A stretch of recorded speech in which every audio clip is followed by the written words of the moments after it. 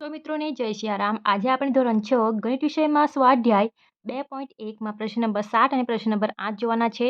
પ્રશ્ન નંબર 7 આ પ્રમાણે છે કે નીચે આપેલી સંખ્યાઓની જોડીમાંથી સંખ્યા રેખા પર કઈ સંખ્યા ડાબી બાજુ આવશે અને કઈ સંખ્યા જમણી બાજુ આવશે તે જણાવો તથા તેમની વચ્ચે કયા ચિહ્નનો ઉપયોગ થશે તે પણ જણાવો. ચિહ્નમાં આપણને લેસ ધેન અને ગ્રેટર ધેન આપેલું છે, તો આપણે આ ચિહ્નનો ઉપયોગ કરવાનો છે અને કઈ સંખ્યા ડાબી બાજુ આવે છે કે જમણી બાજુ આવે છે એ આપણે જણાવવાનું છે. બરાબર. તો સૌથી પહેલાં આપણે જે રકમ આપેલી છે એ છે 530 અને 503 આ પ્રમાણે છે. તો આપણે જાણીએ છીએ કે 503 એ નાની સંખ્યા છે અને 530 એ મોટી સંખ્યા છે. હવે આપણે સાદી સિમ્પલ સંખ્યા રેખા સમજી લઈએ. તો આ પ્રમાણે આપણે કહી શકીએ કે સંખ્યા રેખા ઉપર આપણે સાદી જોઈએ તો શું થાય છે કે 0 1 2 3 4 એટલે કે આ જે ધારો કે આપણે 3 ને કરીએ તો આ જે છે ડાબી બાજુ કેવી સંખ્યા આવે છે? ડાબી બાજુ નાની સંખ્યા આવે છે. બરાબર. અને 3ની જમણી બાજુ કઈ સંખ્યા આવે છે? મોટી સંખ્યા આવે છે.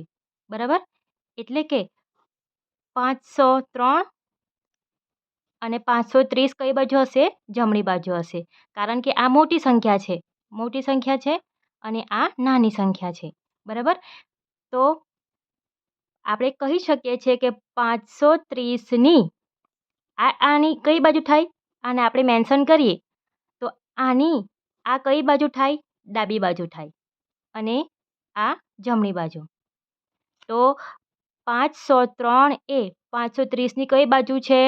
ડાબી બાજુ છે. બરાબર. તો આપણે લખી લઈએ કે 503 એ 530ની ડાબી બાજુ છે. બરાબર. હવે આપણે આ 530 અને 503 આ પ્રમાણે જો લખીએ, રકમ પ્રમાણે લખીએ તો શું થાય? 530 અને 503 જે સંખ્યા મોટી હોય તે સાઈડ આમ આવશે. બરાબર. તમારે યાદ રાખવાનું હોય તો આ જે છે આ સાઈડ આવશે. બરાબર. જે કિંમત મોટી હોય તે સાઈડ એનું મોઢું ખુલ્લું આવશે. આ પ્રમાણે તમારે યાદ રાખવાનું. જેમ કે તમારે બીજી કોઈ સંખ્યા લેવી હોય કે 78 અને 90 કઈ સંખ્યા મોટી છે? 90 મોટી છે એટલે આ સાઈડ આવશે. બરાબર.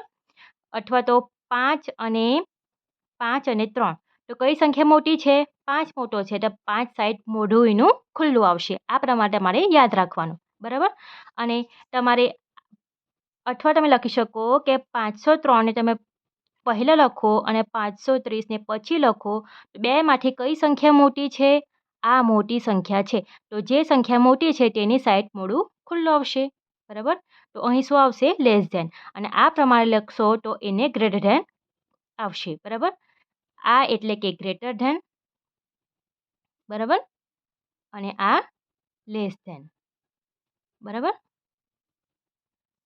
ત્યાર પછી બી નંબર 370 અને 360. બરાબર. તો આ પ્રમાણે એ પણ થશે. 370 અને 360 આ પ્રમાણે આવશે. બરાબર. તો 370ની આ કઈ બાજુ થશે? ડાબી અને આ જમણી. તો 370ની ડાબી બાજુ કઈ સંખ્યા છે? 360. બરાબર. તો આપણે લખીએ કે 370ની ડાબી બાજુ 360 છે.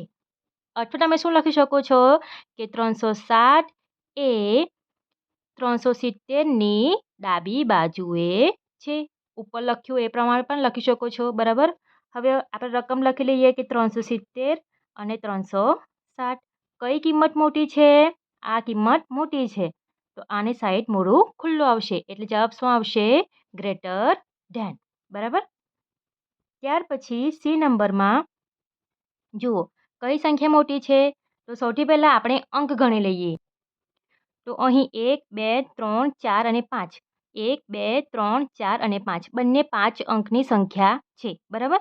તો આપણે એકમ, દશક, 100, 1000, 10,000 અહીં 98,000 અને સમથિંગ કિંમત છે, જ્યારે અહીં 56,000 સમથિંગ કિંમત છે. બરાબર.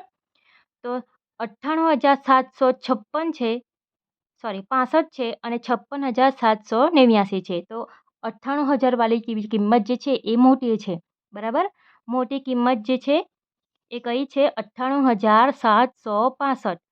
તો આ જે છે એ ડાબી બાજુ આવશે આપણી અને આ જમણી બાજુ આવશે. તો આપણે લખી શકીએ કે 98,765ની ડાબી બાજુ 56,789 છે, બરાબર. હવે આપણે આ રકમ લખી લઈએ 98,765 અને 56,789, બરાબર. હવે કઈ કિંમત મોટી છે? આ કિંમત મોટી છે, તો અહીં શું આવશે? ગ્રેટર ધેન, બરાબર. ત્યાર પછી આગળનો ડી નંબરનો જોઈ લઈએ. 1 2 3 4 5 6 અને 7 કુલ 7 અંકની સંખ્યા છે.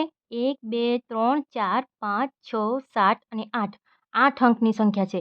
એટલે જોતા જ આપણને ખબર પડી જશે કે 8 અંકની જે સંખ્યા છે એ મોટી છે, બરાબર. એટલે જવાબ શું લખી શકાય?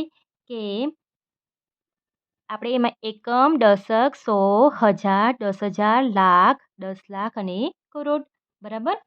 તો આપણે આ પ્રમાણે આપણે સંખ્યા લખી લઈએ. 1,23,001 ની ડાબી બાજુ આ જે સંખ્યા છે લખી લઈએ, બરાબર.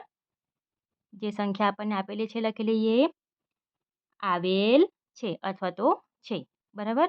જે રકમ આપેલી છે લખી લઈએ, બરાબર. અને પછી આપણે એમાં કઈ સંખ્યામાં ગ્રેટર ધેન આવશે કે લેસ ધેન આવશે એ આપણે જોઈ લઈએ. હવે જુઓ, આ 8 અંકની સંખ્યા છે અને આ 7 અંકની સંખ્યા છે. આ સંખ્યા મોટી છે એટલે આ સાઈડ મોઢું ખુલ્લું આવશે, એટલે આ શું થશે? Less than. જુઓ, આ ગણપતિનો ઘ બને આ પ્રમાણે, તમારે યાદ રાખવું હોય તો આ ગણપતિનો ઘ બને એટલે ગ્રેટર, બરાબર, ગ્રેટર. અને આ એટલે લખોટોનો લ બને એટલે કે લેસ, બરાબર. આ પ્રમાણે તમારે યાદ રાખવાનું. આ તમારું લેસ ધેન થશે, બરાબર. ત્યાર પછી પ્રશ્ન નંબર 8 જોઈએ. નીચે આપેલા વિધાનોમાંથી કયું વાક્ય ખરું અને કયું વાક્ય ખોટું છે તે જણાવો. 0 એ સૌથી નાની પ્રાકૃતિક સંખ્યા છે. આપણે જોઈ ગયેલા છે કે પ્રાકૃતિક સંખ્યામાં સૌથી પહેલા કઈ સંખ્યા આવે છે? 1 થી શરૂઆત થાય છે. 1 2 3 અસંખ્ય સુધી, પરંતુ ધન સંખ્યા તો શૂન્યનો સમાવેશ થાય છે? નથી થતો. તો આ આવે છે જવાબ ખોટો. 400 એ સંખ્યા 399ના પહેલા આવતી સંખ્યા છે. 400 એ 399ના પહેલા આવે છે? નથી, બરાબર. એ તો 399 પછી આવે છે, એટલે આ વિધાન પણ ખોટું છે, બરાબર. ત્યાર પછી સી નંબરનું જોઈએ. તો 0 એ સૌથી નાની પૂર્ણ સંખ્યા છે, બરાબર. આપણે પૂર્ણ સંખ્યા જોઈ ગયેલા છે કે પૂર્ણ સંખ્યા એટલે કે 0થી શરૂઆત થતી સંખ્યા અને બીજી બાકીની ધન સંખ્યા, એટલે કે જવાબ શું આવશે? સાચું આવશે. 600 એ સંખ્યા 599ના પછી આવતી સંખ્યા છે. 599 પછી કેટલા આવે છે? 600 આવે છે. આપણે એમાં એક એડ કરીએ તો 600 થાય છે, એટલે જવાબ કેવો આવશે? એમાં સાચો આવશે, બરાબર. દરેક પ્રાકૃતિક સંખ્યા પૂર્ણ સંખ્યા છે. હવે આ જે બે વિકલ્પ છે એ ઘણીવાર પરીક્ષામાં પૂછાતા હોય છે. હવે એમાં શું કીધેલું છે કે દરેક પ્રાકૃતિક સંખ્યા પૂર્ણ સંખ્યા છે. હવે પ્રાકૃતિક સંખ્યા ક્યાંથી શરૂઆત થાય છે? 1 2 3, બરાબર. અને પૂર્ણ સંખ્યા 0થી સમાવેશ થાય, 0 1 2 3, બરાબર. એટલે કે પ્રાકૃતિક સંખ્યા જેટલી પણ છે એ બધી પૂર્ણ સંખ્યામાં આવી જાય છે, બધી પૂર્ણ સંખ્યામાં આવી જાય છે, એટલે વિધાન કેવું છે? ખરું છે, બરાબર. હવે નીચે શું કીધેલું છે કે દરેક પૂર્ણ સંખ્યા પ્રાકૃતિક સંખ્યા છે. એ બધી પૂર્ણ સંખ્યા એ પ્રાકૃતિક સંખ્યા છે. વિધાન સાચું છે? નથી. કેમ? કારણ કે પૂર્ણ સંખ્યામાં 0 આવેલા હોય છે, જ્યારે પ્રાકૃતિક સંખ્યામાં 0 આવેલા હોય નથી, હોતા નથી. એટલે જવાબ શું આવશે? એમાં ખોટું આવશે, બરાબર. દરેક પૂર્ણ સંખ્યા પ્રાકૃતિક સંખ્યા નથી, બરાબર.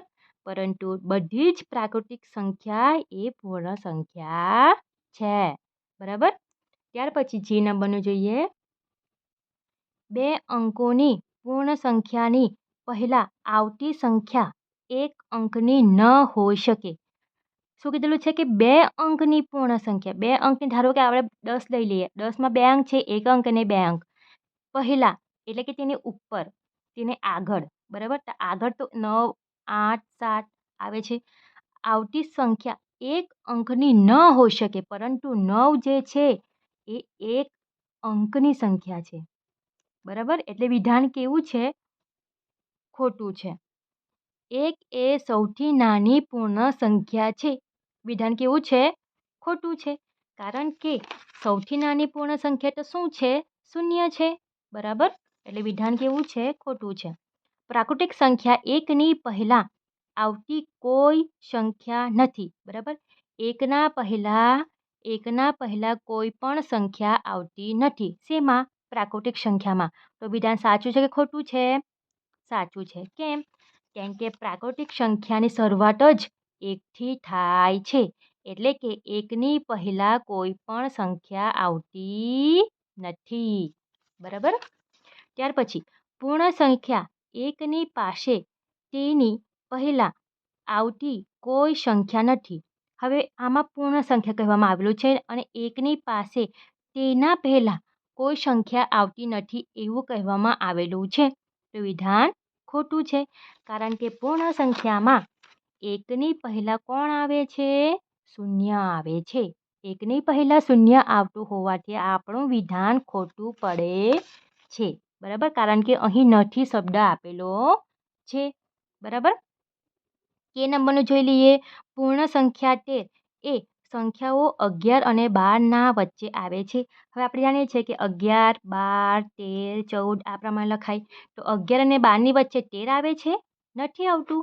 13 તો 12ની પાછળ આવે છે. એટલે વિધાન કેવું છે? ખોટું છે.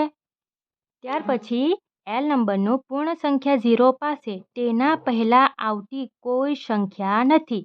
કારણ કે આપણે જાણીએ છીએ કે પૂર્ણ સંખ્યા શરૂઆતમાં આવે છે, એટલે કે તેની આગળ કોઈ સંખ્યા આવતી નથી. એટલે વિધાન કેવું છે? સાચું છે. 2 અંકોની સંખ્યા પછી આવતી સંખ્યા હંમેશા 2 અંકની જ હોય છે. એ વિધાન કેવું છે? ખોટું છે. કારણ કે 99 પછી 3 અંકની સંખ્યા આવે છે 100, બરાબર? 3 અંકની સંખ્યા આવે છે 100. એટલે વિધાન કેવું છે? ખોટું છે, બરાબર? વિડીયો પસંદ આવ્યો હોય તો વિડીયોને જરૂરથી લાઇક કરજો, મિત્રોમાં શેર કરજો, ચેનલને સબસ્ક્રાઈબ કરતા રહેજો. મળીએ આપણે આગળના વિડીયોમાં. સૌને જય સિયારામ.